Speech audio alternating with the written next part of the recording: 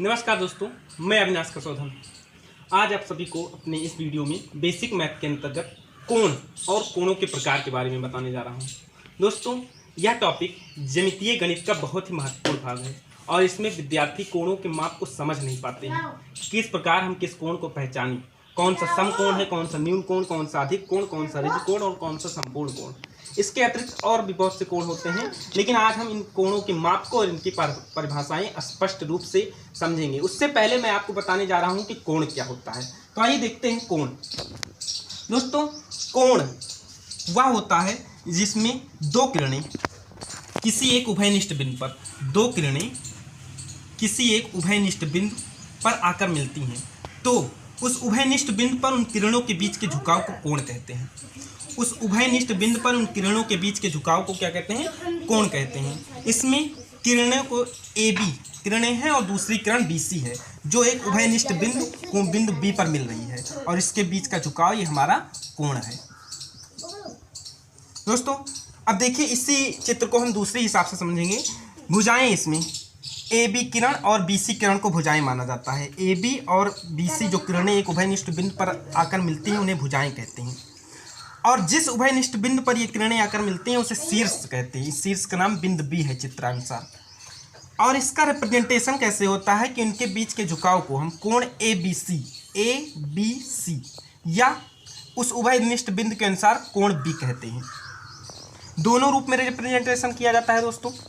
तो इस प्रकार किसी कोण को दर्शाने के लिए हमें भुजाओं की आवश्यकता होती है, शीर्ष की आवश्यकता होती है, और वह उभयनिष्ठ बिंदु पर ही हमारा कोण बनता है। अब आइए देखते हैं दोस्तों कोणों के प्रकार में। दोस्तों, वैसे तो कोणों के प्रकार बहुत से होते हैं, लेकिन जो मुख्यतः 5 प्रकार के कोण होते हैं वो आपके बोर्ड पर दर्शाए गए हैं। पहला है दोस्तों समकोण त्रिभुज। तो मैं समकोण की परिभाषा बताता हूँ। ऐसा कोण जिसमें कोण की माप केवल 90 डिग्री, न इससे कम न इससे ज़्यादा, केवल 90 डिग्री होती है, वह समकोण त्रिभुज कहलाता है। इसे इंग्लिश में राइट एंगल कहते हैं। देखिए, चित्र में दर्शाया गया है। इसमें दोनों किरणों के बीच, दोनों भुजाओं के बीच का जो झुकाव है वो 90 डिग्री है। दूसरा दोस्तों न्यून कोण त्रिभुज है। इसे इंग्लिश में एक्यूट एंगल कहते हैं। दूसरा है न्यून कोण त्रिभुज, इसे इंग्लिश में एक्यूट एंगल कहते हैं। तो इसकी परिभाषा क्या होगी? 0 डिग्री से अधिक और 90 डिग्री से बीच, 0 डिग्री से अधिक और 90 डिग्री से कम के कोण को न्यून कोण कहते हैं। अर्थात 0 डिग्री और 90 डिग्री के बीच को न्यून कोण कहते हैं।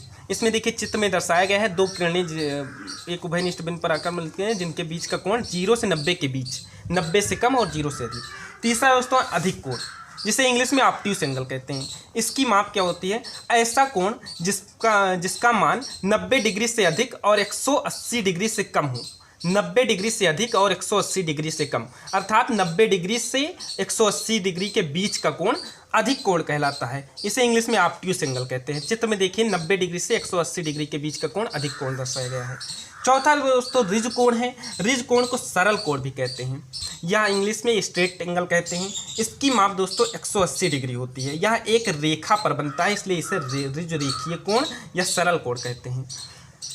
पांचवा हमारा संपूर्ण कोण है, जो कि किसी वृत्त में बनता है या रेखा के दोनों ओर बनता है। इसकी माप 360 डिग्री होती है। इसे इंग्लिश में कंप्लीट एंगल कहते हैं। संपूर्ण कोण केवल वृत्त में बनता है। तो इस प्रकार दोस्तों ये 5 मुख्यतः कोण के प्रकार थे, जिसमें विद्यार्थी बहुत ही कंफ्यूज रहते हैं कि हम इस कोण के माप की सहायता से हम इसको कैसे परिभाषित करें। तो देखिए, हमने बड़ी आसानी से कोण और उसके प्रकार को आसानी से समझ लिया। इस वीडियो को आप सभी लोग ध्यानपूर्वक देखिएगा। इसमें आपको कोण से संबंधित सारी बाधाएं दूर होंगी। और ये video class 5th 6th 7th 8th to 12th तक बहुत ही इंपॉर्टेंट है, क्योंकि ये बेसिक मैथ के अंतर्गत ज्यामितीय गणित का बहुत ही महत्वपूर्ण भाग है। नमस्कार दोस्तों।